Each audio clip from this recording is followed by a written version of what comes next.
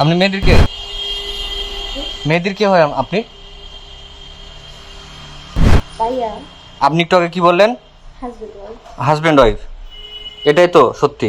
Contact marriage করেছেন? সত্যি কথা বলবেন। ইয়েস। আপনার মাস্ক খুলুন।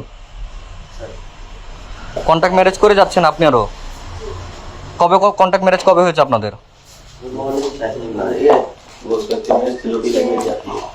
3-4 দিন আগে।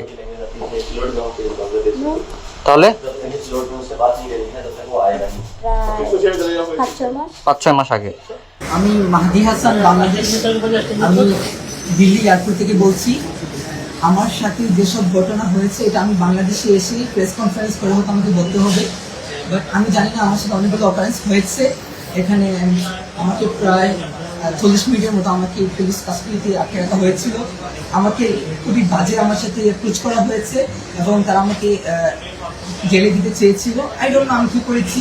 এবং আমি বারবার বলেছিলাম যে if I do any kind of illegal work, আমার দেশের সাথে কন্ট্যাক্ট করেন, এম্বাসির সাথে কথা বলেন, আমার কান্ট্রি গভর্নমেন্টের সাথে কথা বলেন, বাট কেউ কিচ্ছু শুনে নাই। তারা আমার সাথে খুবই বাজে আচরণ করেছে। আমাকে যে অ্যাপ্রোচ করেছিল যে আমি এসআই সন্তোষকে কিল করেছি, এজন্য আমার মোবাইলকে even as I international passenger তারা কি আমার প্রাইভেসি চেক করতে পারে?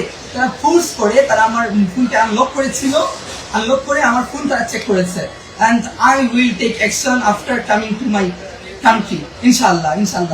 এটা আমি হচ্ছে দিল্লি এয়ারপোর্টে আছি, তারা ইমার্জেন্সি হচ্ছে, আমি জানি না কি হয়েছে।